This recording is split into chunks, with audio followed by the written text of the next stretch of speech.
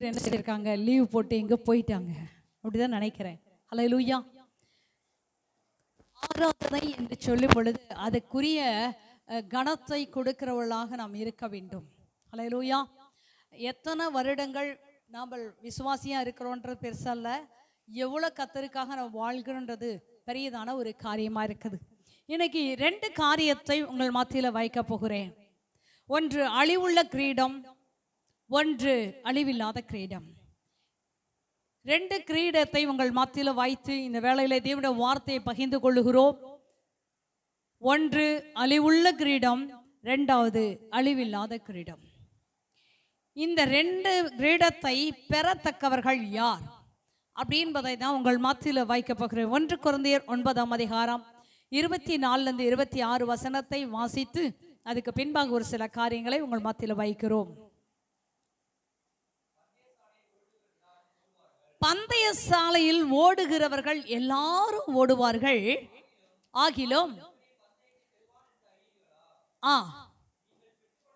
நீங்கள் பெற்றுக்கொள்ளத்தக்கதாக ஓடுங்கள். பந்தயத்துக்கு போராடுகிற யாவரும் எல்லாவற்றிலேயும் இச்சை அடக்கமாயிருப்பார்கள்.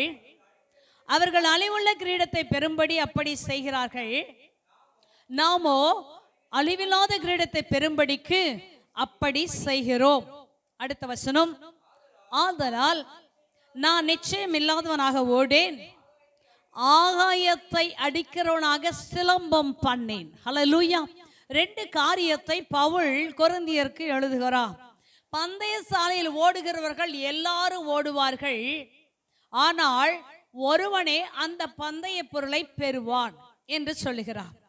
எல்லாரும் ஓடுவாங்க, ஆனா பெறவங்க யார் தான்? ஒரு மனுஷன். முதல் பரிசு யாருக்கு தான்? ஒரே ஒரு. இரண்டாவது பரிசு ஒருத்தருக்கு, மூன்றாவது பரிசு.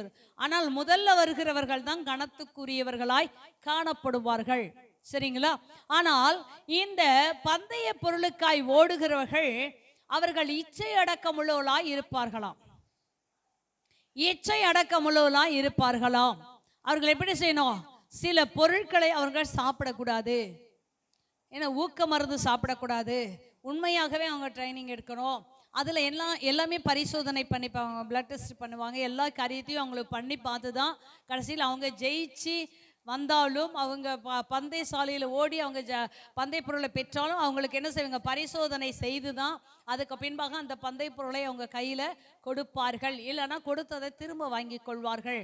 இன்னைக்கு கர்த்தருடைய காரியத்தில் சொல்லுவது, இந்த அழிவுள்ள கிரீடத்தை பெறுகிறவர்கள் என்ன இச்சை அடக்கம் உள்ளவர்களாக அவர்கள் ஓடுவார்கள். நல்ல உடற்பயிற்சி, அவர்கள் தன்னம்பிக்கையோடு ஓடி இந்த உலகத்துக்குரியதான அழிவுள்ள கிரீடத்தை பெறுகிறார்கள். எவ்வளோ பரிசு பொருள் வாங்கினாலும் அவர்கள் மரிக்கும் பொழுது எடுத்துக்கொண்டு போக மாட்டார்கள். ஆனால் நமக்கு ஒரு கிரீடம் கொடுக்கப்பட போகிறது. அது நித்தியமானது, அது எப்பொழுதுமே நம்மளோடு கூட இருக்க போகிறது. ஹல்லேலூயா. அதுதான் அழிவில்லாத ஒரு கிரீடம்.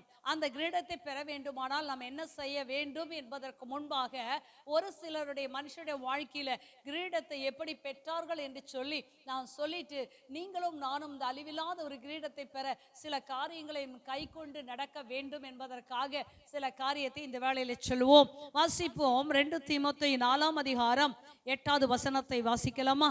2 தீமோத்தேயு 4ஆம் அதிகாரம்.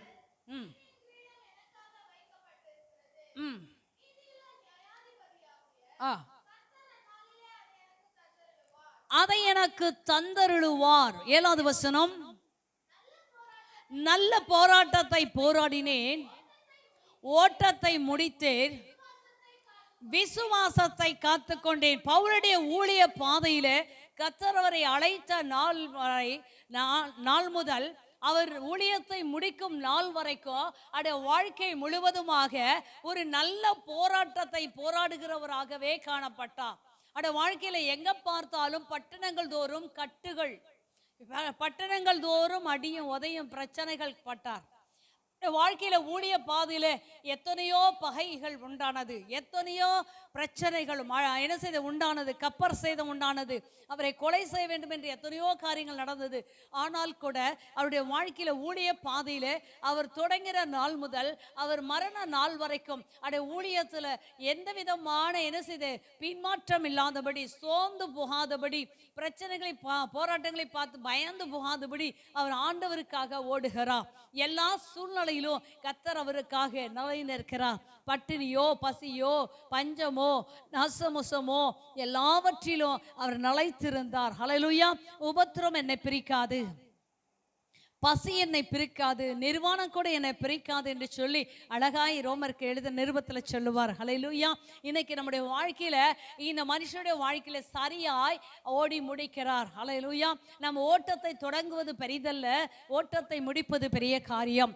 பிறக்கும் பொழுது யாருக்கோ ஒரு சிலருக்கு மாத்திரம்தான் நாம் பிறந்தது தெரியும். ஆனால் மறிக்கும் பொழுது அநேகருக்கு என்ன செய்யும் தெரியும், இவர்கள் யார் என்பதை என்ன செய்ய முடியும், அறிந்து கொள்ள முடியும். அதே போல இந்த ஊழிய பாதையில சொல்ல நல்ல போராட்டத்தை போராடினேன், ஓட்டத்தை முடித்து விசுவாசத்தை காத்து கொண்டேன். இது முதல் எனக்காக என்ன செய்து நீதி எங்களிட வைக்கப்பட்டிருக்கிறது.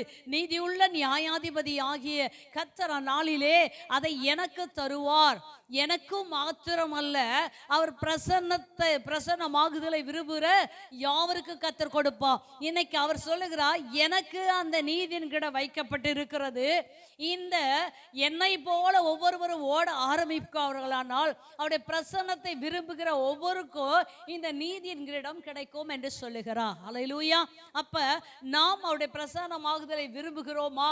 விரும்பினால் நம்முடைய வாழ்க்கை முழுவதும் கர்த்தருக்காக ஓடி போனால் அப்பொழுது நமக்கு நீதியின் கிரீடம் கிடைக்கும். இடையில பின்மாற்றம், 6 மாசம் பின்மாற்றம், 6 மாசம் கர்த்தருக்காக வாழ்றது, அப்புறம் கொஞ்ச நாள் தேவனை விட்டுருவாங்க, அப்புறம் தேவனை தேடுவாங்க.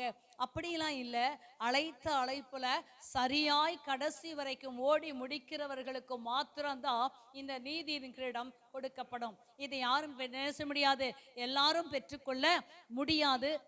அவர் நம்பிக்கையோடு சொல்லுகிறார், நான் ஓடுனப்பா, எனக்கு கர்த்தர் நிச்சயமாய் அவருடைய என்ன செய்வார், வெளிப்படும் பொழுது எனக்கு தரப்போகிறார் என்று அங்க சொல்லுகிறார். அப்ப நீதியின் கிரீடம் என்பது நல்ல போராட்டத்தை தங்களுடைய வாழ்க்கையை தொடக்க முதல் கடைசி வரை கர்த்தருக்காக ஓடுகிறவர்கள், ஊழித்து செய்கிற அந்த தேவனுடைய பிள்ளைகளுக்கு அந்த நீதியின் கிரீடத்தை கர்த்தர் கொடுப்பார். யாக்கோப்பு நிருபம் 1ஆம் அதிகாரம் 12வது வசனத்தை வாசிக்கலாமா? சோதனையை சகிக்கிற மனுஷன் பாக்கியவான், அவன் உத்தமன் என்று விளங்கின பின்பு கர்த்தர் தம்மிடத்தில் அன்பு கூறுகிறவர்களுக்கு வாக்குத்தத்தம் பண்ணின ஜீவ கிரீடத்தை பெறுவான். ஹல்லேலூயா. சகோதரர்கள் ஒருவர் வாசிக்கலாமா? மதன் வாசிங்க, யாராவது படிங்க. எதுக்கு? சோதனை சகிக்கிற மனுஷன் பாக்கியவான், அவன் உத்தமன் என்று விளங்கின பின்பு ஒவ்வொரு மனுஷனுடைய வாழ்க்கையிலும் சோதனைகள் வரும். வேதம் சொல்கிறது, மனுஷனுக்கு நேரிட சோதனையே அல்லாமல் வேற சோதனை உங்களுக்கு நேரிடவில்லை. தேவன் உண்மையுள்ளவராயிருக்கிறார். சோதனையை தாங்கவும் சோதனையிலிருந்து தப்பித்துக் கொள்ளும் வழியும் கர்த்தர் என்ன செய்றார், போக்கையும் என் ஆண்டவர் உண்டாக்குகிற தேவன் என்று சொல்லி வேதம் சொல்லுகிறது. ஹல்லேலூயா. அப்ப எல்லா மனுஷனுடைய வாழ்க்கையிலும் சோதனைகள், பாடுகள், இழப்புகள் என்ன செய்து வந்து கொண்டு தான் இருக்கிறது. 1 கொரிந்தியர் 10ஆம் அதிகாரம் 13வது வசனத்தை வாசிக்கிறோம். 12லிருந்து வாசிங்க. இப்படி இருக்க தன்னை நிற்கிறவன் என்று எண்ணுகிறவன் விழாதபடி எச்சரிக்கையாய் இருக்க கடவன். மனுஷனுக்கு நேரிட சோதனையே அல்லாமல் வேறே சோதனை உங்களுக்கு நேரிடவில்லை. தேவன் உண்மையுள்ளவராய் இருக்கிறார். உங்கள் திராணிக்கு மேலாக நீங்கள் சோதிக்கப்படுவதற்கு அவர் இடம் கொடாமல் சோதனையை தாங்கத்தக்கதாக போக்கையும் அவர் உண்டாக்குவார் என்று வேதம் சொல்லுகிறது. தேவன் எப்படி இருக்கா, தன்னை நிற்கிறேன் என்று எண்ணுகிறவர் விழாதபடி அவன் எச்சரிக்கையாயிருக்க கடவன் என்று வேதம் சொல்லுது. மனுஷனுக்கு நேரிட சோதனையே அல்லாமல் வேற சோதனை உங்களுக்கு என்ன செய்யவில்லை, நேரிடவில்லை. தேவன் எப்படிப்பட்டவராய் இருக்கா? உண்மை உள்ளவராய் இருக்கா? அப்ப இந்த உலகத்தில் இருக்கிற எல்லா மனிதனுடைய வாழ்க்கையிலும் சோதனைகள் இருக்கிறது, போராட்டங்கள் இருக்கிறது, பிரச்சனைகள் இருக்கிறது. இந்த பிரச்சனைகள் மத்தியில தான் ஒரு மனுஷன் என்ன செய்ய வேண்டும்? ஆண்டவருக்காக வாழ வேண்டும். அல்லேலூயா. அப்ப அப்படி வாழும் பொழுது அந்த வாழ்க்கையில அவர்கள் என்ன செய்ய வேண்டும்? ஜெயம் பெற வேண்டும். அல்லேலூயா. அப்ப நான் சோதிக்கப்படுகிறேன் என்று சொல்லாதபடி அந்த சோதனையை ஒரு மனுஷன் என்ன செய்ய வேண்டும்? ஜெயம் எடுக்க வேண்டும். யார் மூலம் வேணா வரலாம், எப்படி வேணாலும் வரலாம். ஆனால் அந்த சோதனையை என்ன செய்ய வேண்டும்? நாம் சகிக்க வேண்டும். தேவன் உண்மையுள்ளவராய்க்கா அதை தாங்கவும் தப்பித்துக்கொள்ளும் போக்கையும் கர்த்தர் உண்டாக்க அவர் வல்லமுள்ள தேவனாய் இருக்கிறார். ஹல்லேலூயா. எனக்கு இந்த பிரச்சனை மேற்கொள்ளும் தான் நினைச்சேன். ஆனா என்னால் என்ன செய்ய முடியல? மேற்கொள்ள முடியல. ஆனா என் பாவத்தை கர்த்தர் அறிவாரு, என் தவறை நான் உணர்றேன், நான் மன்னிப்பு கேட்குறேன், ஆண்டவர் மன்னிச்சிருவாரு அப்படின்னு சொல்லி தெரிந்தும் தவறு பண்ணி மறுபடி மன்னிப்பு கேட்டு அவர்கள் ஆண்டவரை ஆராதிப்பாங்க, திரும்ப உழுவாங்க, மறுபடியும் எதிர்ப்பாங்க. இப்படிப்பட்டவர்களுக்கு அந்த என்ன செய்ய முடியாது? அந்த ஜீவ கிரீடத்தை பெற்றுக்கொள்ள முடியாது. வாழ்க்கையில சோதனைகள் வரும் பொழுது அந்த சோதனைகளை ஜெயிக்கிற மனுஷருக்கு மாத்திரம்தான் அவரோட வாழ்க்கையில என்ன செய்யும்? அவருக்கு ஜீவ கிரீடத்தை பெற முடியும்.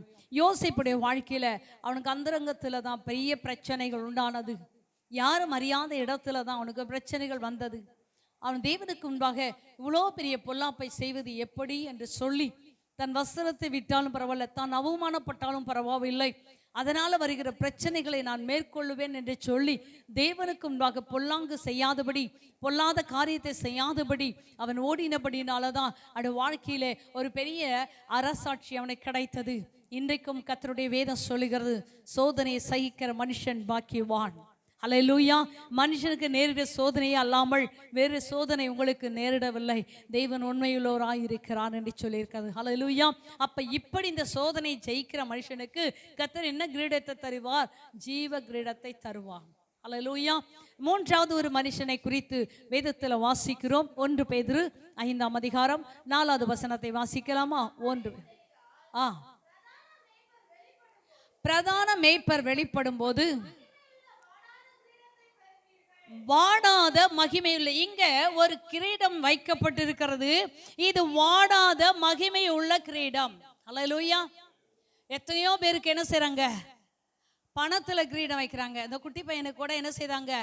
சகாய்மேரி சகோதரி பையனுக்கு அங்க பேரனுக்கு என்ன செய்த பணத்துல என்ன செய்தாங்க? ஒரு குட்டி கிரீடம் செய்து வச்சாங்க. எத்தனை பேருக்கு பூவுல வைப்பார்கள். எத்தனை பேருக்கு என்ன செய்றாங்க? விக்டோரியா மகாராணிக்கெல்லாம் என்ன செய்து வைரம் வைடூரியம் அவங்க பரம்பரையாக அந்த ஆளுகையில் இருக்கிறவர்களுக்கு அந்த கிரீடத்தை செய்வார்கள், வைப்பார்கள். அது மிகவும் பாதுகாப்பானது என்று சொல்லியிருக்கிறது. ஒவ்வொரு அதிகாரம் உள்ளவர்களுக்கு ஒவ்வொரு கிரீடம் வைக்கப்படும். அதே போல இந்த இடத்துல ஒரு வாடாத கிரீடத்தை நான் கொடுப்பேன் என்று கர்த்தர் சொல்லுகிறார். யாருக்கு அதை கொடுப்பாரா? வாசிக்கலாமா? 1ஆம் வசனத்திலிருந்தே வாசிப்போம். உடன் மூப்பனும் கிறிஸ்துவின் பாடுகளுக்கு சாட்சியும் இனி வெளிப்படும் மகிமைக்கு பங்காளியுமாய் இருக்கிற நான் புத்தி சொல்லுகிறது என்னவென்றால், உங்களிடத்தில் உள்ள தேவனுடைய மந்தையை மேய்த்து கட்டாயமல்ல மனப்பூர்வமாய் அவலட்சணமான ஆதாயத்துக்காக அல்ல, உற்சாக மனதோடும் சுதந்திரத்தை இருமாப்பாய் ஆளுகிறாய் அல்ல, மந்தைக்கு மாதிரிகளாகும் கண்காணிப்பு செய்யுங்கள். அப்படி செய்தால் பிரதான மேய்ப்பர் வெளிப்படும் போது மகிமையுள்ள வாடாத கிரீடத்தை பெறுவீர்கள் என்று வேதம் சொல்கிறது. மந்தையை கர்த்தர் தனக்கு கொடுத்த அந்த மந்தையை கட்டாயமாய் அல்ல, மனப்பூர்வமாய் அவலட்சணமான ஆதாயத்துக்காக அல்ல. இன்னைக்கு ஊழியம் செய்யும் பொழுது அதை என்ன செய்றாங்க? கட்டாயமாய் இதை செய்து தான் ஆகணுன்ற ஒரு காரியத்தை செய்வார்கள். அப்படிப்பட்டவர்களாய் அல்ல, மனப்பூர்வமாய் எப்பொழுதும் கர்த்தர் கொடுத்த ஊழியத்தை செய்ய வேண்டும். என் வாழ்க்கையில் எவ்வளோ பிரச்சனை வந்தாலும் சரி, எவ்வளோ பலவீனம் வந்தாலும் சரி, எனக்கு கொடுத்த வேலையை நான் செய்துட்டே இருப்பேன். காலைல கூட சொன்னேன், நீங்கள் இதை செய்யுங்க, இதை பண்ணுங்க அப்படி சொல்லும் பொழுது நான் சொன்னேன், இல்லைம்மா எனக்கு கொடுத்த ஊழியத்தை நான் சரியாக செய்ய மாட்டேன். பரவாயில்ல, எனக்கு பலவீனம் இருந்தாலும் பரவாயில்ல, எனக்கு செய்ய வேண்டிய வேலையை நான் செய்துட்டே இருப்பேன். என்னை நம்பி எனக்கு கர்த்தர் கொடுத்த அந்த வேலையை என்ன செய்வேன்? மனப்பூர்வமாக செய்வேன். அதை என்ன முறுமுறுப்பு இல்லாத செய்யணுன்றது எனக்கு ஒரு பெரிய காரியம். அவலட்சணமான ஆதாயத்துக்காக அல்ல. இன்னைக்கு இவ்வளவு பணத்தை கொடுக்கணும், நீங்க இவ்வளவு செய்யணும்னு சொல்லி கட்டாயமாய் என்ன செய்வாங்க, ஆதாயம் பண்ணுவார்கள். ஒருத்தரை பார்த்துட்டா நீங்க இவ்வளவு கொடுக்கணும் சொல்லுவாங்க. அப்படிலாம் இல்லை. சிலருடைய வாழ்க்கையில நான் பார்த்திருக்கிறேன். சிலர் சொல்லுவதை நான் கேட்டிருக்கேன். சில ஊழியக்காரர் அவங்க 1ஆம் தேதியிலேருந்து எத்தனாம் தேதிக்குள்ள சம்பளம் வாங்குறாங்கன்னு தெரிஞ்சதுன்னா அந்த சம்பள தேதிக்கு அவங்களோட வீட்டுக்கு போய் அவங்களுக்கு எவ்வளோ சம்பளமோ அந்த சம்பளத்துக்குரிய தசபாகத்தை அவர்கள் கேட்டே வாங்கி கொள்வார்கள். சிலர் ஒரு குறிப்பிட்ட அளவுனாச்சு நீ கொடுத்துரு அப்படின்னு சொல்லி வாங்கி கொள்வார்கள். அல்லது இதை செய்யணும் அதை செய்யணும், நீ இவ்வளோ பணத்தை கட்டாயமாய் கொடு, கடனாச்சு வாங்கி கொடுத்துரு அப்படின்னு சொல்லி அவர்கள் வாங்குவார்கள். அல்லேலூயா. அவலட்சணமான ஆதாயத்துக்காக ஊழியத்தை செய்யக்கூடாது.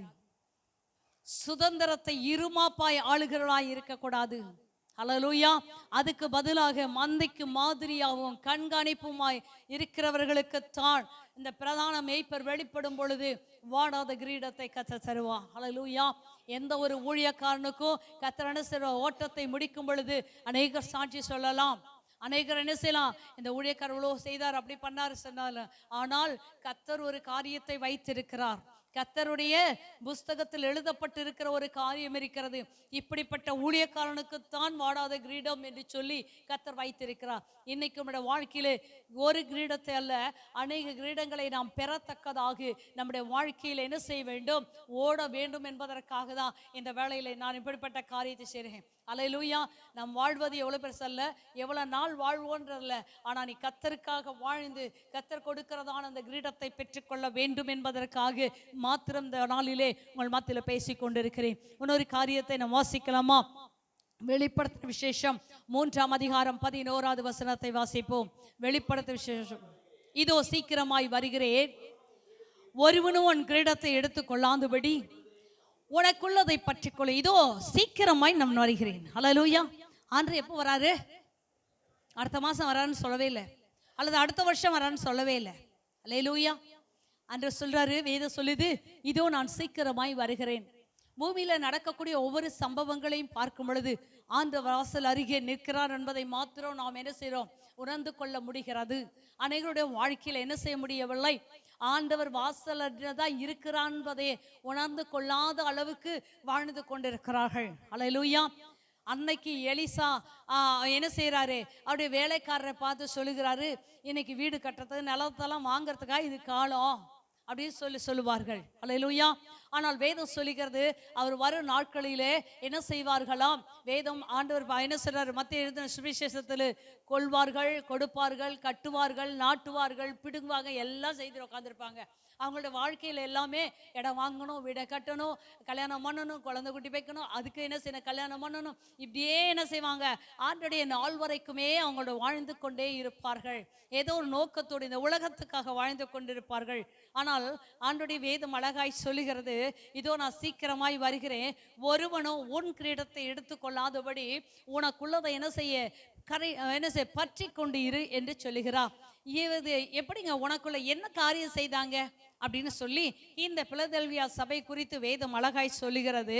அல்லேலூயா. வாசிக்கலாமா? 8வது வசனம். உன் கிரியைகளை நான் அறிந்திருக்கிறேன், என் நாமத்தை நீ மறுதலியாமல் வசனத்தை கை கொண்டபடினால் திறந்த வாசலை உனக்கு முன்பாக வைத்திருக்கிறேன். முதல் காரியம், உன் கிரியைகளை கர்த்தர் அறிந்திருக்கிறார். உனக்குள்ளதை நீ பற்றி கொண்டிருக்கிற இந்த பிலதெல்பியா சபைக்கு சொல்ல வேண்டிய காரணம் என்ன? ஒவ்வொரு மனுஷனுடைய கிரியைகளை கர்த்தர் பார்த்து கொண்டிருக்கிறார். அல்லேலூயா. இப்ப ஆண்டவர் என்னை நிறுத்தி சொல்றாரு, உன் கிரியை நான் எனக்கு தெரியுமான்னு சொல்றாரு. அல்லேலூயா. அது சொல்றாரு, உனக்கு கொஞ்சம் பலன் இருந்தோம், நீ என் நாமத்தை மறுதலிக்கல. எவ்வளவு பலன் இருக்கு? கொஞ்சம் பலன் இருக்கு. நம்முடைய கிரியைகள் எல்லாவற்றையும் கர்த்தர் இருக்கிறார். வேதம் சொல்லுது, உன் உட்கார்தலையும் எழுந்திருக்கிறதையும் நான் அறிகிறேன், உன் நினைவுகளை கூட தூரத்திலிருந்து அறிகிறேன் நான் ஆண்டு சொல்லுகிறேன். இன்னைக்கு நம்மையே நாம் பார்த்து சொல்லுவோம், ஆண்டு என்னை பார்த்து உன் கிரியைகளை நான் அறிந்திருக்கேன்னு சொன்னா, நீங்களும் நானும் அந்த கிரியைகளை அறிந்திருக்கிறேன்னு சொல்ற அளவுக்கு என் கிரியைகள் ஆண்டுக்கு முன்பாக எப்படி இருக்கிறது என்பதை மாத்திரம் நீங்கள் யோசித்து பாருங்கள், அல்லது நிதானித்து பாருங்கள். அல்லேலூயா. இன்னைக்கு உன்னுடைய கிரியை எப்படி இருக்கிறது? அல்லேலூயா. இன்னைக்கு நிறைய பேருடைய வாழ்க்கையில என்ன செய்யுது, கிரியை சரியே இல்லைங்க. கிரியைகள் என்ன இல்லை, சரியே இல்லை. அடுத்தது அவங்களுக்கு கொஞ்சம் பலந்து அவருடைய நாமத்தை என்ன செய்யுது, மறுதளிக்கவே இல்லை. ஆண்டோடைய நாமம் என்ன அப்படின்னு வேதம் சொல்லுகிறது. அவருடைய நாமம் என்ன அதெல்லாம் நமக்கு தெரியாது. நிறைய நாமங்களை கர்த்தர் கொடுத்திருக்கா. அல்லேலூயா. இருக்கிறவராகவே இருக்கிறேன், நான் உன்னை காண்கிற தேவன் என்று சொல்றாரு. அப்ப இதெல்லாம் நம்ம சொல்லும் பொழுது உனக்கு கொஞ்சம் பலன் இருந்து நீ ஆண்டவரை மறுதளிக்கல அப்படின்னு சொல்லி ஆண்டவர் நம்மை பார்த்து என்ன செய்யணும், இந்த சபையை பார்த்து சொல்றாரு. அடுத்தது, என் வசனத்தை நீ என்ன செய்த, சரியாய் கை கொண்டு நடந்து வந்த. அப்படி இருக்கிற சபையை பார்த்து ஏன் ஆண்டவர் இப்படி சொல்லணும், உனக்குள்ளதை நீ பற்றி கொண்டிரு. எல்லாம் சரியா தானே இருக்கு. அப்ப நீ சரியா இருக்கிறப்பா, ஆனாலும் உனக்கு இந்த கிரீடத்தை நான் கொடுக்கிறேன்னு சொல்லி வசனம் சொல்லவில்லை. ஆனா அதுக்கு மாறாக ஆண்டவர் சொல்றாரு, இதெல்லாம் நீ செய்யற, உனக்கு திறந்த வாசலை வைத்திருக்கிறேன் அப்படின்னு சொல்லிட்டு, அடுத்தது யூதர் அல்லாதிருந்தும் தங்களை யூதன் என்று பொய் சொல்லுகிறவர்களாகிய சாத்தானுடைய கூட்டத்தாரை சிலரை உனக்கு கொடுப்பே. இதோ அவர்கள் உன் பாதங்களுக்கு முன்பாக வந்து பணிந்து நான் உன்மேல் அன்பாயிருக்கிறதை அறிந்து கொள்ளும்படி செய்வேன். அப்ப யூதர் அல்லாதவங்க கூட வந்து என்ன செய்வாங்க, உன்னை அனுப்புவேன். ஆனா நீ என் மேல எவ்வளவு அன்பு வைத்திருக்க என்பதை அவங்க அறிந்து கொள்ளும்படியாக நான் செய்வேன் என்று சொல்லுகிறான். அடுத்தது, என் பொறுமையை குறித்து சொல்லிய வசனத்தை நீ காத்து கொண்டபடினால் பூமியில் இருக்கிறவர்களை சோதிக்கும்படி பூச்சக்கரத்தின் மேல் எங்கு வரப்போகிற சோதனைக்கு தப்பும்படி நான் உன்னை காப்பேன் என்று சொல்கிறான். இன்னைக்கு பூமிக்கு ஒரு பெரிய அழிவு வந்து கொண்டிருக்கிறது. இன்னும் இந்த 2 மாசம், என்ன எத்தனை நாள் இருக்கு, அடுத்த மாசம் ஒன்று இருக்கு, இந்த மாசத்துல ஒரு 15 நாளுக்குள்ள இருக்கு. இந்த நாட்களுக்குள்ளாக என்ன நடக்க போகிறது என்பது ஒரு பெரிய கேள்விக்குறியாகவே இருக்கிறது. நீங்க எல்லாரும் என்ன செய்யுங்க, செல்லு வச்சிருக்கீங்க, பாப்பீங்க. ஆனால் ஒரு கேள்விக்குறியோடு தான் என்ன செய்கிறது, இந்த வருஷத்தை நாம் முடிக்க போகிறோம், ஒரு புதிய வருஷத்தை நாம் தொடங்க போகிறோம். எப்படி இருக்கு நமக்கு என்ன செய்யாது, தெரியாது. ஆனால் என்ன செய்கிறது, இங்க பூச்சக்கரத்தின் மேல் வருகிறதான அந்த சோதனை காலத்துல ஒவ்வொரு தேவ பிள்ளைகளும் நாம் தப்பித்து கொள்ள வேண்டும். இந்த பிலதெல்பியா சபை பார்த்து சொல்றாரு, அந்த சோதனை காலத்தில் நானும் உன்னை தப்பு வைப்பேன், நான் உன்னை காத்து கொள்வேன், ஆனால் உனக்குரியதை நீ பற்றி கொண்டிருக்கு. இவ்வளோ சரியா செய்து கொண்டு வருகிற அந்த சபையும் பார்த்து ஒரு எச்சரிப்பை சொல்றாரு, நீ இழந்து விடாதே, உனக்கு இழந்து விடாதே. இன்னைக்கு நிறைய பேருடைய காரியங்கள் என்ன தெரியுமா, ஆண்டவர் வேணும், நமக்கு ஒரு சபை வேண்டும், நமக்கு ஒரு சபை வேண்டும், ஆண்டவர் வேண்டும். ஆனா எப்ப தேவையோ அப்ப மாத்திரம் என்ன செய்யலாம், அவரை கூப்பிட்டு கொள்ளலாம். ஆனா அவரை நாம் அறிந்து அவரை ஆராதிக்கணும், அவருக்காக வாழணும்ன்றதெல்லாம் இப்ப என்ன செய்யுது, குறைந்து கொண்டே வருகிறது. இன்னைக்கு தனி ஜெபம் எத்தனை பேருடைய வாழ்க்கையில இருக்கிறது. தனியாய் உட்கார்ந்து நீங்க ஜெபிக்கிற ஜெபம் எவ்வளவு நேரம், குடும்பமாய் ஜெபிக்கிற ஜெபம் எவ்வளவு நேரம், சபையோரோடு சேர்ந்து ஜெபிக்கிற நேரங்கள் எவ்வளவு நேரம், அல்லது வாலிபர்கள் கூடி ஜெபிக்கிற நேரம் எவ்வளவு நேரம், யோசித்து பாருங்கள். அவருடைய வசனத்தை எந்த அளவுக்கு நாம் கை கொண்டு நடக்கிறோம், அவருடைய வசனத்தை எந்த அளவுக்கு நாம் கை கொள்ளுகிறோம். படிக்கிறேன், எனக்கு புரியல, பரவாயில்ல விட்டுடு. ஆனா சபையில சொல்லி தரும் பொழுது அதை கேட்கும் வழியே உன் காதுகளாய் கேட்டு அதை இருதயத்தில் என்ன செய்ய வேண்டும், எழுதி கொள்ளும் பொழுது அது உன்னை நடக்குமா, உன்னை நடத்தும் தானே. உடைய வேத வசனம் என் பாதத்துக்கு தீபமும் பாதைக்கு என்ன செய்து வெளிச்சமா இருக்கு.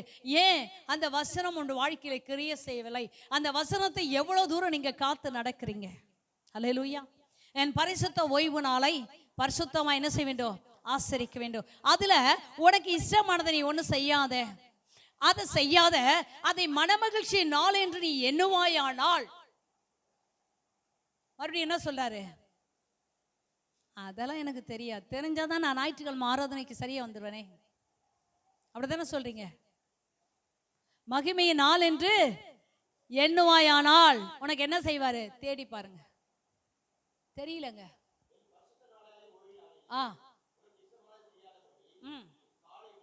உன் காலை விலக்கி உன் வழிகளின்படி நடவாமலும் உனக்கு இஷ்டமானதை செய்யாமலும் உன் சொந்த பேச்ச கூட அன்னைக்கு பேசாமலும் ஓய்வு நாளை மனமகிழ்ச்சி நாள் என்றும் கர்த்தருடைய பரிசுத்த நாள் என்றும் அதை மகிமையாய் நீ எண்ணுவாயானால்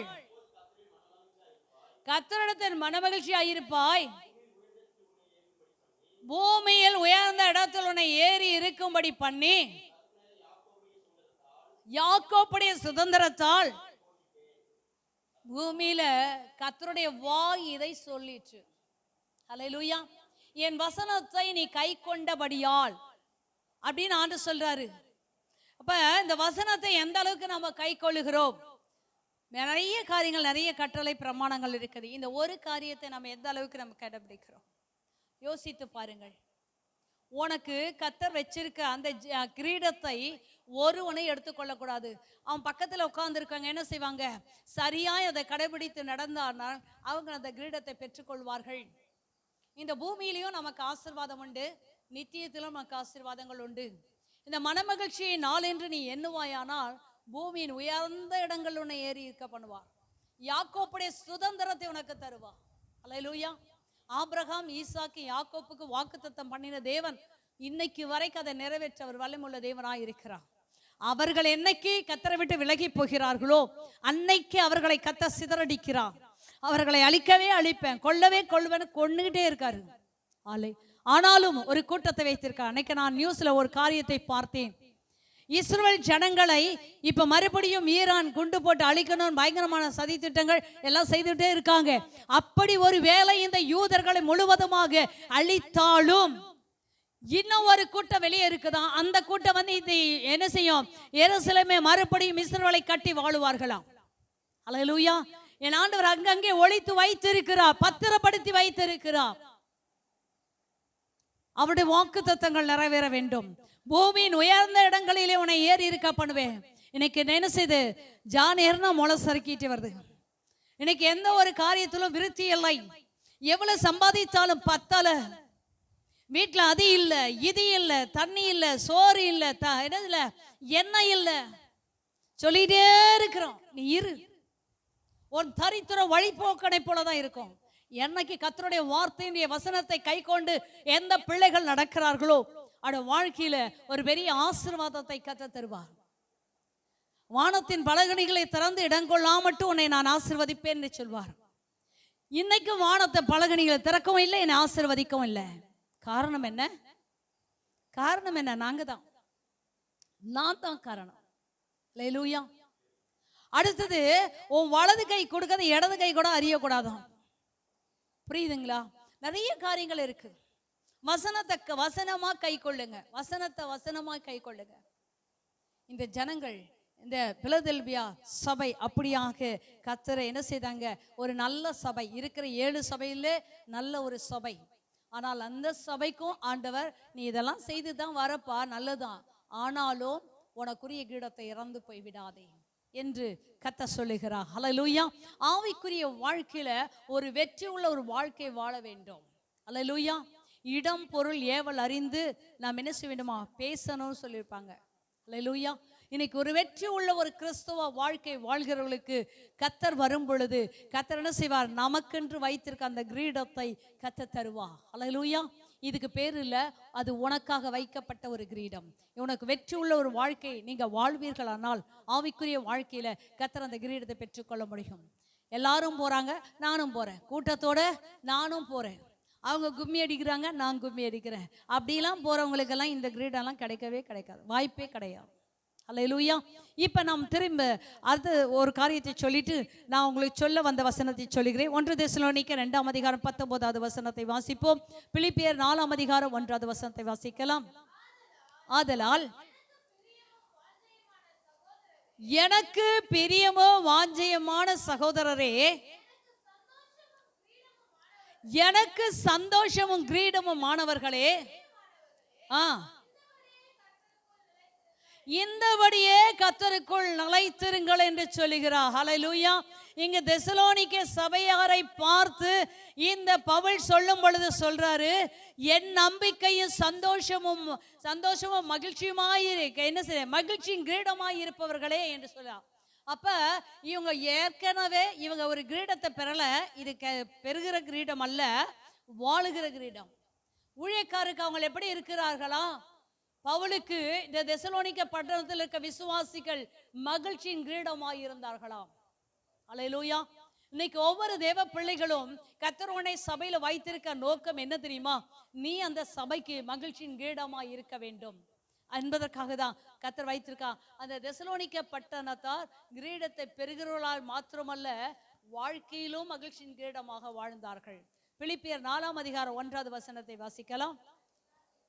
அதுதான் நீ படிச்சியா? 1 தெசலோனிக்கர் 2ஆம் அதிகாரம் 19வது வசனம். எங்களுக்கு நம்பிக்கையும் சந்தோஷமும் மகிழ்ச்சியின் கிரீடமாய் இருப்பவர்கள் யார்?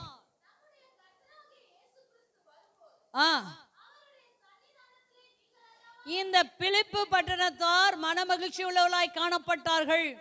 தெசலோனியருக்கு எழுதும் பொழுது அதே பவுல் எழுதுகிறார், எங்களுக்கு நம்பிக்கையும் சந்தோஷமும் மகிழ்ச்சியும் கிரீடமாய் இருப்பவர்கள் யார்? அங்க கிரீடமாய் இருந்தவர்கள் என்று சொல்கிறார்.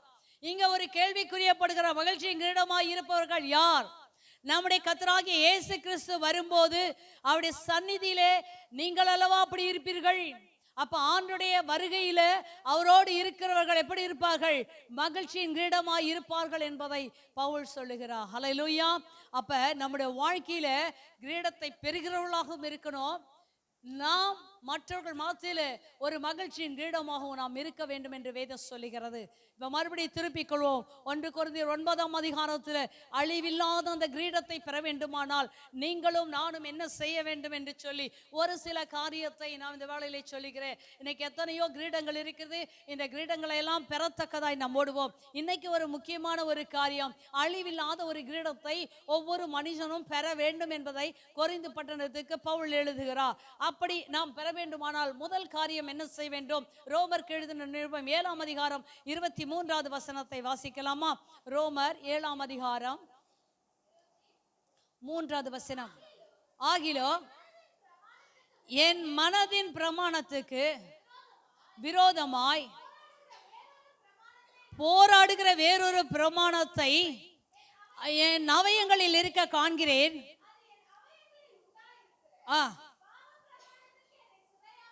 இன்னைக்கு ஒரு மனிதன் அழிவில்லாத ஒரு கிரீடத்தை பெற வேண்டுமானால் நீங்களும் நானும் எப்படிப்பட்டவர்களாய் இருக்க வேண்டும்? ஆகிலும் மனதின் பிரமாணத்துக்கு விரோதமாய் போராடுகிற ஒரு பிரமாணத்தை என் அவயங்களில் இருக்க கண்டேன். அது என்ன செய்தா? என் அவயங்களில் இருக்க கண்டேன். அது என் அவயங்களில் உண்டாயிருக்க பாவ பிரமாணத்துக்கு என்ன செய்து சிறையாக்கி கொள்ளுகிறது என்று சொல்லுகிறது. அப்படி எப்படி அந்த சிறையாக்கி கொள்ளுகிறதா? வாசிக்கலாம் அதே 21வது வசனத்தை. ஆனபடியால் நன்மை செய்ய எனக்கு செய்ய வேண்டும் என்கிற விருப்பம் என்னிடத்தில் உண்டு இருக்கிறது, உள்ளான மனிதனுக்கு ஏற்றபடி தேவனுடைய நியாய பிரமாணத்தின் மேல் நான் பிரியமா இருக்கிறேன்.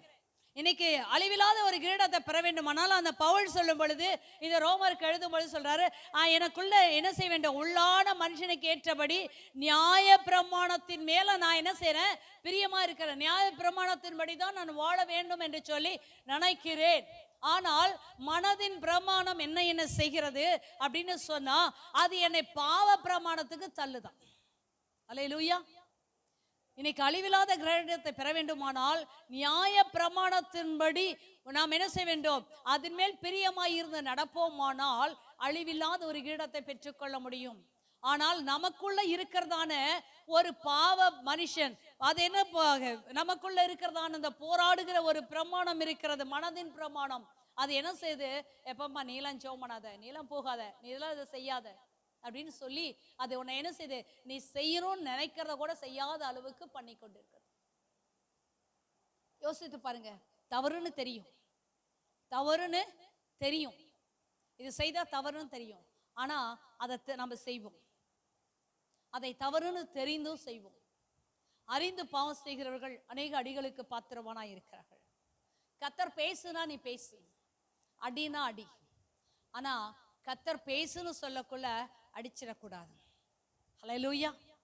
ஏன்? அவனுக்கு சுற்றி உள்ள காரியங்கள் பார்த்து பேச வேண்டிய இடத்துல அடித்ததுனாலதான் அவன் என்ன செய்த? நித்திய ராஜ்யத்துக்குள் பெற முடியாதபடி. இன்னைக்கு மனதின் பிரமாணம் என்று ஒன்று இருக்கிறது. அந்த மனதின் பிரமாணம் ஒரு மனுஷனை பாவ பிரமாணத்துக்கு கொண்டு போகிறது, சிறையாக்கி கொள்ளுகிறது. இன்னைக்கு எதுக்கு அடிமையா இருக்கிறோம்? இச்சை என்ன செய்யுமா? கற்பம் தரித்து பாவத்தை பிறப்பிக்கும். பாவம் மரணத்தை பிறப்பிக்கும், நமக்கு நல்லா தெரியும். ஏவாளை என்ன செய்தாங்க? இச்சித்தாங்க, பறித்தாங்க, சாப்பிட்டாங்க, தன் புருஷனுக்கு கொடுத்தாங்க. அதனாலதான் அவங்க ஏதேன் தோட்டத்தை விட்டு துரத்தப்பட்டார்கள். தேவன் அவர்களோடு பேசுவதை நிறுத்திவிட்டார். இது நமக்கு எல்லாருக்கும் தெரியும், சின்ன வயசுல இருந்தே நம்ம இதை கேட்டது. ஆனால் இன்றைக்கு எத்தனையோ பேர் என்ன செய்யறது, எது செய்யக்கூடாதுன்னு என்று ஆண்டவர் சொல்லுகிறாரோ அந்த மனதின் பிரமாணத்தின்படிதான் இன்னைக்கு செய்து கொண்டிருக்கிறார்கள். உண்மையாகவே அந்த அழிவில்லாத கிரீடத்தை அந்த மனுஷனால் பெற்றுக்கொள்ள முடியாது. அப்படின்னு சொன்னா நீங்க அந்த பாவ மனதின் பிரமாணமாக்கி அந்த பாவ பிரமாணத்தை மேற்கொள்ளும் பொழுதுதான் உங்களுக்கு அழிவில்லாத அந்த கிரீடத்தை பெற்றுக்கொள்ள முடியும். இரண்டாவது ஒரு காரியத்தை வாசிக்கலாம். 2 கொரிந்தியர் 10ஆம் அதிகாரம் 3ஆம் வசனம் 4வது வசனத்தை வாசிக்கலாமா?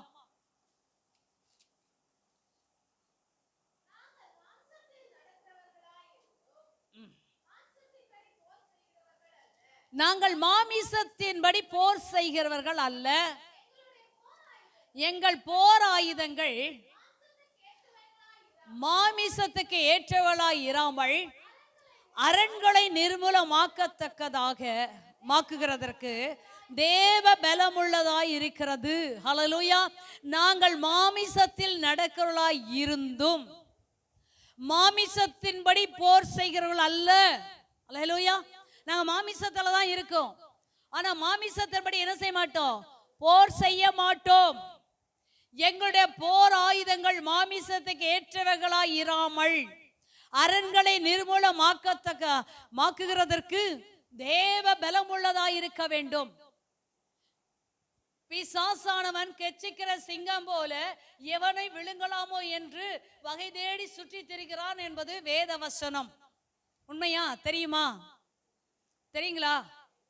ஆனா வேதம் இன்னொரு வசனம் சொல்லுது, பிசாசின் தந்திரங்கள் உங்களுக்கு தெரியாதவைகள் அல்லவே, அவளை எதிர்த்து நில்லுங்கள், அப்பொழுது அவைகள் உங்களை விட்டு என்ன செய்யுமா? ஓடி போகும் சொல்லுக்கு. அல்லேலூயா. இப்ப 2 வசனம் எங்க தான் இருக்கு? வேதத்துல தான் இருக்கிறது. அழகாய் இந்த கொரிந்தியர் எழுதும்போது சொல்றது, நாங்கள் மாமிசத்தில் நடக்கிறவளா இருந்தும் மாமிசத்தின்படி நாங்கள் என்ன செய்ய மாட்டோம்? போர் செய்களா இருக்க மாட்டோம். பழைய ஏற்பாட்டு காலத்துல 6 அடைக்கல பட்டணம் இருக்கிறது. அந்த அடைக்கல பட்டணத்துல ஒருவன் அறியாமல் அல்லது தெரியாமல் ஒருவனை கொலை செய்துட்டாலோ அல்லது அவன் விறகு வெட்டும்போது கோடாரி கலண்டு அவன் மேல விழுந்து செத்துட்டாலோ அவன் என்ன செய்ய வேண்டும்? அவன் மறுபடி அவன் வந்து இவனை கொன்னிடாதபடி இந்த அடைக்கல பட்டணத்துல ஓடி போய் என்ன செய்ய வேண்டுமா? தஞ்சம் அடைய வேண்டும். அங்குள்ள ஆசாரியரை விசாரித்து அவனை உயிருள்ள நாளெல்லாம் வைக்க வேண்டும். அல்லது அந்த ஆப்போசிட் பார்ட்டி அவன் என்னைக்கு செத்துட்டானோ அப்ப இவன் போகலாம். அது வரைக்கும் உயிர் தப்பிக்கிறதுக்காக 6 அடைக்கல பட்டணத்தை வைக்க வேண்டும் என்று கர்த்தர் சொல்லுகிறான். அதே உபாகமத்துல சொல்லப்படுகிறது, அவன் தெரிஞ்சு ஒரு தப்பு பண்ணிட்டு அந்த அடைக்கல பட்டணத்துல ஓடி தப்பிச்சு கொள்ளலாம் என்று சொல்லி ஓடுனா அங்க உள்ள நியாயாதிபதி அவனை என்ன செய்ய வேண்டுமா? தீர விசாரித்து இவன் செய்தது தவறுதான் அப்படின்னு சொல்லி அவன் கண்டுபிடிப்பார்களானால் அந்த மனுஷனை மறுபடி கொண்டு வந்து அவர்கள் என்ன செய்ய வேண்டுமா? அந்த பட்டணத்து மூப்பரிடத்துல ஒப்பு கொடுக்க வேண்டும். அவர்கள் எல்லாரும் சேர்ந்து அவனை கல்லறிந்து கொள்ள வேண்டும் என்று வேதம் அழகாய் சொல்லுகிறது.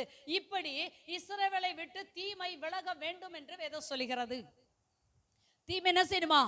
அப்ப தப்பு செய்துட்டு அடைக்கலம் பட்டணத்து போனா அவனுக்கு அடைக்கலம் கொடுக்க கூடாது. ஆனா தெரியாத ஒருத்தர் தப்பு பண்ணிட்டு அந்த அடைக்கல பட்டணத்து ஓடுனா அவனுக்கு கொடுக்கலாம்.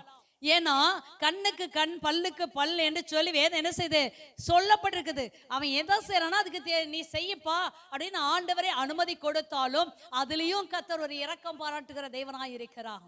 இன்னைக்கு நாம் மாமிசத்தின்படி போர் செய்கிறவர்களாய் இருக்கிறோமா அல்லது மாமிசத்தின்படி போர் செய்யாதவர்களாய் காணப்படுகிறோமா? அல்லேலூயா. மாமிசத்துக்கு ஏற்றபடி நாம் போர் செய்கிறவர்களாய் இருந்தால் நாம் என்ன செய்ய முடியாது? அந்த அழிவில்லாத கிரீடத்தை பெற்றுக்கொள்ள முடியாது. அதுக்கு பதிலாக நீங்கள் மாமிசத்துக்கு ஏற்றலாய் இராமல் அரண்களை நிர்மூலமாக்கத்தக்கதாக தேவ பலம் ஞானத்தோடு அந்த ஒரு காரியத்தை அந்த பிரச்சனையை மேற்கொள்வீர்கள். ஆனால் கர்த்தர் அழிவில்லாத அந்த கிரீடத்தை என்ன செய்ய முடியும்? பெற்றுக்கொள்ள முடியும் என்று சொல்லி 2வது ஒரு காரியம், மாமிசத்துக்கு ஏற்றபடி நீங்க போராடக்கூடாது, ஆவிக்கேற்றபடி அதை போராடி மேற்கொள்ளுகிறவர்களுக்கு தான் இந்த அழிவில்லாத கிரீடம். சரிங்களா? அடுத்த ஒரு காரியத்தை வாசிக்கலாம். எபேசியர் 6ஆம் அதிகாரம் 12வது வசனத்தை வாசிக்கலாம். எபேசியர், ஏனெனில் மாமிசத்தோடும் இரத்தத்தோடும் அல்ல, துரைத்தனங்களோடும் அதிகாரங்களோடும் இப்பிரபஞ்சத்தின் அந்தகார லோகாதிபதிகளோடும் வானமண்டலத்தை பொல்லாத சேனைகளோடும் போராட்டம் உண்டு. ஹல்லேலூயா. உங்களுக்கு வாழ்க்கையில போராட்டங்கள் உண்டு. இந்த அழிவில்லாத கிரீடத்தை பெற வேண்டுமானால் உங்களுடைய வாழ்க்கையில என்ன செய்ய வேண்டும்? கண்ணுக்கு தெரியாத போராட்டங்கள் நிறைய வரும். அது எப்படிப்பட்ட போராட்டம்? மாமிசத்தோடும் இரத்தத்தோடும் அல்ல, உன் வீட்டில் இருக்க ஜனங்களோடு மாத்திரம் அல்ல. வீட்டாரே சத்துருன்னு சொல்லியிருக்கு. அப்படி வீட்டார் மாத்திரம் அல்ல, துரைத்தனங்களோடும் அதிகாரங்களோடும் இப்பிரபஞ்சத்தின் அந்தகார லோகாதிபதிகளோடும் என்ன செய்து வானமண்டலத்தில் பொல்லாத சேனைகளோடும் நமக்கு போராட்டம் உண்டு. அவைகளை நாம் மேற்கொள்ள வேண்டும், அவைகளை நாம் எதிர்க்க வேண்டும் என்று வேதம் சொல்லுகிறது. அடுத்த வசனம், ஆகியால் தீங்கு நாளிலே அவைகளை நீங்க என்ன செய்ய வேண்டும்? எதிர்க்கவும் சகலத்தை செய்து முடித்தவர்களாய் நிற்கவும் திராணி உள்ளவர்களாகும்படி தேவனுடைய சர்வாயுத வர்க்கத்தை தரித்து கொள்ளுங்கள் என்று சொல்லியிருக்கிறது. அந்த சர்வாயுத வர்க்கத்தை தரித்து கொண்டு நாம் எப்படி யுத்தம் பண்ண வேண்டுமோ அப்படி நாம் யுத்தம் பண்ணுகிறவர்களாய் இருப்போமானால் இந்த அழிவில்லாத கிரீடத்தை நாம் பெற்றுக்கொள்ள முடியும். அல்லேலூயா. இன்னைக்கு நைஜீரியாவில் எத்தனையோ பேரை கொலை செய்து கொண்டிருக்கிறார்கள் கிறிஸ்தவர்களாய் இருப்பது நிமித்தம். இன்னைக்கும் தமிழ்நாட்டில் எத்தனையோ சபைகளில ஆராதனை நடந்து கொண்டிருக்கும் பொழுது போய் அந்த சபையை என்ன செய்றாங்க? பிரச்சனை பண்ணி அங்குள்ள பொருட்களை உடைத்து ஊழியக்காரரை அடிக்கிறார்கள். எத்தனையோ ஊழியக்காரையும் அவமானப்படுத்தி என்ன செய்யுங்க, எங்க தெய்வத்தை நீ வணங்கணும்னு சொல்லி என்ன செய்ய நெத்தியில தினுர்வை அதவை இதவைன்னு சொல்றாங்க. அல்லேலூயா. ஒரு ஊழியக்கார் இயேசு நேசிக்கிறார் சொல்லும் பொழுது, ஏய் இயேசு நேசிக்கிறார், அப்ப எங்க தெய்வம்லாம் நேசிக்கலையா? இப்படி என்ன சொல்லி என்ன செய்யறது? வேண்டாவிதமாய் பேசி இன்னைக்கு பிரச்சனைகளை உண்டாக்குறார்கள். எத்தனையோ ஊழியக்காரர்கள் இயேசுவின் நிமித்தம் அடிபடுகிறார்கள், கொல்லப்படுகிறார்கள். அல்லேலூயா. ஆனாலும் ஆண்டவருக்காக நாம் நிற்க வேண்டும். தீங்கு நாளில் அவரை எதிர்க்கவும் நாங்கள் சகலத்தை செய்து முடித்தால் நிற்கவும் திராணி உள்ளவர்களாகும்படி சர்வாயுத வர்க்கத்தை எடுத்துக்கொள்ளும். அதுக்குன்னு நம்ம என்ன செய்யணும்? அவன் அடிச்சிட்டான்னு திரும்பி நம்ம என்ன செய்ய வேண்டாம்? நாம் போய் அவங்களை அடிக்க வேண்டிய அவசியம் இல்லை. இவ்வளோ போராட்டத்தின் மத்தியில் பொல்லாத ஆவிகளின் சேனைகளோடு நமக்கு போராட்டம். ஒருத்தர் போராட்டம் அல்ல. இன்னைக்கு யார் பக்தியாக இருக்கிறார்களோ, யார் உண்மையாக இருக்கிறார்களோ, யார் வேதத்தை வாசிக்கிறாங்களோ அவங்களுக்கு கொண்டுதான் பிரச்சனை. இன்னைக்கு பிரச்சனையே இல்லாத வாழ்கிறார்கள் என்று சொன்னா அவர்கள் என்ன செய்யவில்லை? கர்த்தருக்காக வாழல. அதனாலதான் அவங்க பிரச்சனை இல்லை. பிசாசு அவங்கள்ட்ட போவே மாட்டான். யாரெல்லாம் உண்மையா கர்த்தரை தேடுறாங்களோ அவங்கள்ட்ட வாழ்க்கையில பிசாசு வந்து அப்பப்போ எதையாவது ஒன்று பண்ணிட்டே இருப்பான், யார் மூலமாவது பண்ணிட்டே இருப்பான். அதெல்லாம் நீங்க மேற்கொள்ள வேண்டும். அப்படி மேற்கொண்டு ஜெயம் எடுக்கிறவர்களை தான் எதிர்த்து நாங்க போராடி என்ன செய்ய வேண்டும்? ஜெயம் செய்து முடித்தவர்களாய் நிற்கிறவர்களுக்கு தான் கர்த்தர் இந்த அழிவில்லாத கிரீடத்தை தருவார். அல்லேலூயா. பெற்றுக்கொள்ளணும்னா நம்ம இந்த வசனத்தை படிப்போம், நம்ம இதை செய்வோம், பெற்றுக்கொள்வோம். 1 தீமோத்தேயு 1ஆம் அதிகாரம் 18வது வசனத்தை வாசிக்கலாம். 1 தீமோத்தேயு 1ஆம் அதிகாரம் 18வது வசனம்.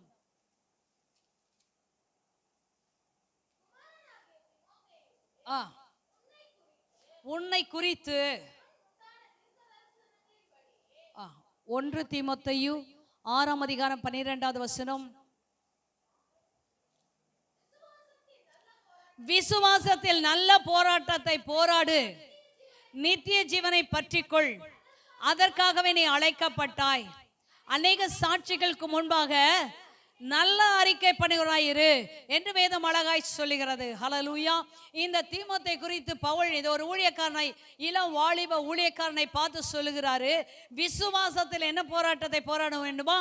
நல்ல போராட்டத்தை போராடு. ஹல்லேலூயா. நித்திய ஜீவனை பற்றிக்கொள். அடுத்து மாத்திரம் இல்ல, அதற்காக தான் நீ அழைக்கப்பட்டிருக்கிறார். நீ எதற்காக அழைக்கப்பட்டிருக்க? நித்திய ஜீவனை பெற்றுக்கொள்ளும்படியாக தான் கர்த்தர் நம்மை அழைத்திருக்கிறார். அநேக சாட்சிகளுக்கு முன்னாக நல்ல அறிக்கை பண்ணுகிறாயிரு என்று ஆண்டு சொல்றார். அல்லேலூயா. அப்ப விசுவாசத்தை நல்ல போராட்டத்தை போராடி நித்திய ஜீவனை பற்றி கொள்ள வேண்டும். கர்த்தர் எதற்காக அழைத்தாரோ அந்த அழைப்புல நிலைத்திருக்கிறவங்களுக்கு தான் இந்த அழிவில்லாத கிரீடம் கிடைக்கும். அழைப்புல நிலைத்திருக்க வேண்டும், சாட்சியாயிருக்க வேண்டும். அப்படிப்பட்டவர்களுக்கு இந்த அழிவில்லாத கிரீடம். ஒன்று அந்தரங்கத்தில் இருக்க போரை நம்ம மேற்கொள்ள வேண்டும். மாமிசத்துக்கு ஏற்றபடி நடக்காதபடி மாமிசத்தை மேற்கொள்ளாய் இருக்க வேண்டும். அடுத்தது என்ன செய்து? எபேசியர் 6ஆம் அதிகாரம், இந்த உலகத்தில் நிறைய போராட்டங்கள் உண்டு. அந்த போராட்டங்களை என்ன செய்ய வேண்டும்? நாம் மேற்கொள்ள வேண்டும். அடுத்தது விசுவாசத்துல என்ன செய்ய வேண்டும்? நம்ம அழைத்த அழைப்புல சரியாய் நாம் ஓடும் பொழுதுதான் இந்த அழிவில்லாத கிரீடத்தை நாம் பெற்றுக்கொள்ள முடியும். ஹல்லேலூயா. இல்லனா இந்த கிரீடத்தை பெற்றுக்கொள்ள முடியாது என்பதை வேதம் அழகாய் சொல்லுகிறது. ஹல்லேலூயா. இன்னும் ஒரு வசனத்தை வாசிக்கலாமா? எபிரேயர் 10ஆம் அதிகாரம் 32வது வசனம்.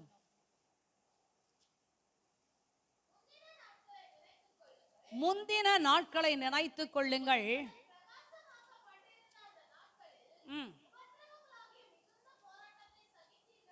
சகித்தீர்களே.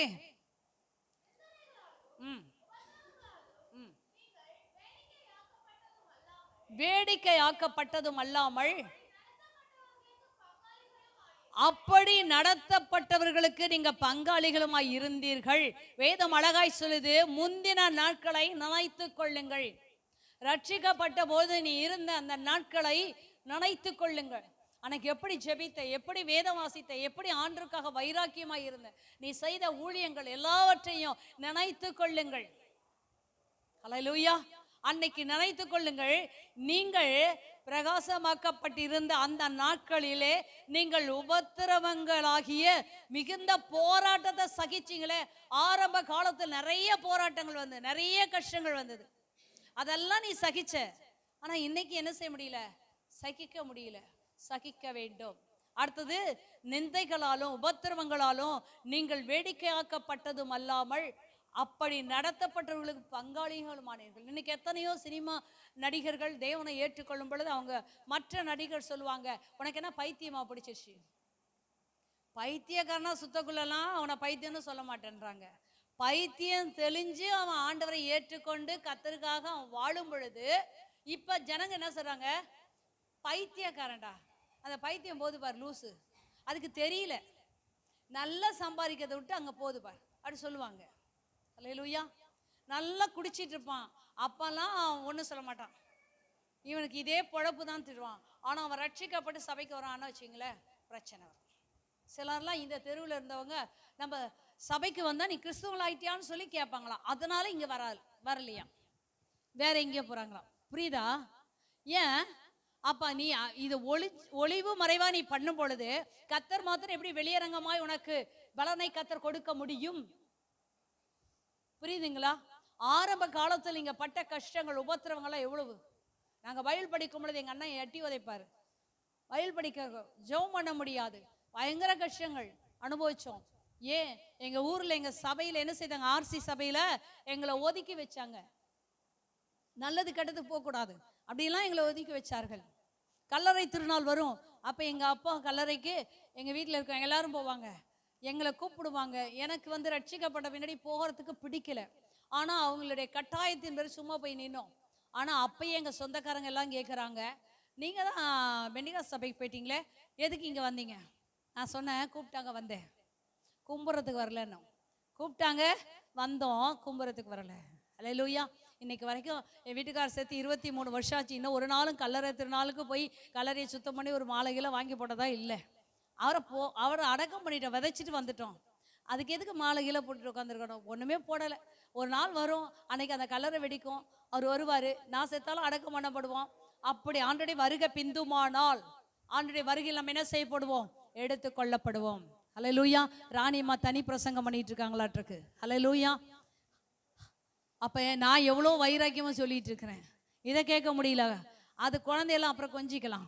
நான் சொல்ற வசனம் ஜீவன் உள்ள வசனம், இது பரலோகத்துக்கு கொண்டு போகிற வசனம். அல்லேலூயா. மறுபடியும் அந்த வசனத்தை வாசம். முந்தின நாட்களை நினைத்து கொள்ளுங்கள், நீங்கள் பிரகாசிக்கப்பட்டிருந்த அந்த நாட்களிலே உபத்திரவங்களாகிய மிகுந்த போராட்டத்தை சகித்தீர்களே. நிந்தைகளாலும் உபத்திரவங்களாலும் நீங்கள் வேடிக்கையாக்கப்பட்டதும் அல்லாமல் அப்படி நடத்தப்பட்டவர்களுக்கு பங்காளிகளுமாய் இருந்தீர்கள். அல்லேலூயா. ஆனால் இன்னைக்கு கர்த்தர் சொல்லுகிறாரு, அதுல அடுத்த வசனம் வாசிங்கப்பா, 34, 35. நான் கட்டப்பட்டீர்கள், என்னை குறித்து பரிதபித்ததுமன்றி பரலோகத்தில் அதிக மேன்மையும் நிலையுள்ளதுமான சுதந்திரத்தை உங்களுக்கு உண்டாகும் என்று அறிந்து ஆஸ்திகளையும் சந்தோஷமாய் கொள்ளையிட கொடுத்தீர்கள். ஆகையால் மிகுந்த பலனுக்கு ஏதுவான உங்கள் தைரியத்தை விட்டு விடாதிருங்கள். ஹல்லேலூயா. அடுத்த வசனம், நீங்கள் தேவனுடைய சித்தத்தின்படி செய்து வாக்குத்தத்தம் பண்ணப்பட்டதை பெறும்படி பொறுமை உங்களுக்கு வேண்டியதாயிருக்கிறது. வருகிறவர் இன்னும் கொஞ்ச காலத்தில் வருவார், அவர் தாமதம் பண்ணார். அடுத்த வசனம், விசுவாசத்தினால் நீதிமான் பிழைப்பான், பின்வாங்கி போவானானால் அவன் மேல் என் ஆத்துமா பிரியமாயிராது. அடுத்த வசனம், நாமோ கெட்டு போக பின்வாங்குகளா இராமல் ஆத்துமா ஈடேற விசுவாசிகளா இருப்போம். ஹல்லேலூயா. இன்னைக்கு நம்முடைய வாழ்க்கையில பூரண அர்ப்பணிப்பு இருக்க வேண்டும். பூரணமாய் நம்மை அர்ப்பணித்து வாழும் பொழுது தான் கர்த்தர் என்ன செய்ய வேண்டும், அவர் வரும் பொழுது கர்த்தர் இந்த அழிவில்லாத ஒரு கிரீடத்தை தருவார். நம்மளுக்கு அர்ப்பணம் இல்லை என்று சொன்னால், நம்முடைய ஆசை இச்சைகளை சிலுவையில் அறையாதபடி நாம் வாழ்வோமானால் நம்முடைய வாழ்க்கையில இந்த அழிவில்லாத கிரீடத்தை பெற்றுக்கொள்ளவே முடியாது. அல்லேலூயா.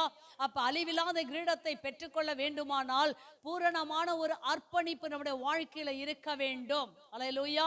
இவங்க எவ்வளோ கஷ்டங்கள் பட்டாங்க, கடைசி வரைக்குமே என்ன செய்ய வேண்டும், பொறுமையாயிருங்க, உங்க தைரியத்தை விட்டு விடாதீங்க, கடைசி வரைக்கும் ஆண்டிருக்காங்க. அதனாலதான் சொல்லுகிறார், அவர் என்னை கொன்று போட்டாலும் அவர் மேல நான் நம்பி இருக்கேன். யார் சொல்றாரு? யோபு சொல்றாரு. அவர் சொல்றாரு, என்னை கொண்டு போட்டா கூட நான் யார் மேலதான் நம்பிக்கையா இருப்பேன், அவர் மேல நம்பிக்கை. இதாங்க பூரணம், பூரண அர்ப்பணிப்பு. நான் எந்த சூழ்நிலையில் ஆண்டவரை என்ன செய்ய மாட்டேன், மறுதலிக்க மாட்டேன் அல்லது முறுமுறுக்க மாட்டேன் அப்படின்னு சொல்லி ஆண்டவருக்காக வாழ்ந்தார்கள். இந்த பூரண அர்ப்பணிப்பு இருக்குமானால் அழிவில்லாத கிரீடத்தை நாம் பெற்றுக்கொள்ள வேண்டும். இன்னைக்கு உலகத்தில் அழிவுள்ள கிரீடத்தை பெறும்படி மனுஷர்கள் எவ்வளோ கஷ்டப்படுறாங்க, எவ்வளோ பிரயாசப்படுகிறார்கள், எவ்வளோ என்ன செய்றாங்க, அது எப்படியாவது அடைந்தே ஆக வேண்டும் என்று முயற்சித்து அதை பெறுகிறாங்க. இன்னைக்கு நீங்களும் நானும் ஒரு அழிவில்லாத கிரீடத்தை பெறப்போகிறோம்னா வாழ்க்கையில ஒரு பூரணமான அர்ப்பணிப்போடு நம் வாழ்வோம். கர்த்தர் நம்மை ஆசீர்வதிப்பாராக. கண்களை மூடி இந்த வேளையிலே நாம் தேவ சமூகத்திலே செபிப்போம். ஹல்லேலூயா. இயேசுவே நன்றியோடு துதிக்கிறோம் ஐயா. ஹல்லேலூயா, ஹல்லேலூயா. எல்லாரும் கண்களை மூடுவோம். அழிவில்லாத கிரீடத்தை நான் பெறணும் ஆண்டவரே. நான் ஆரம்பத்தில் எவ்வளோ ஆண்டவரே நிந்தைகள், பாடுகள், கஷ்டங்கள், இது அப்பெல்லாம் நான் சகிச்சு வந்த ஆண்டவரே. இன்னைக்கு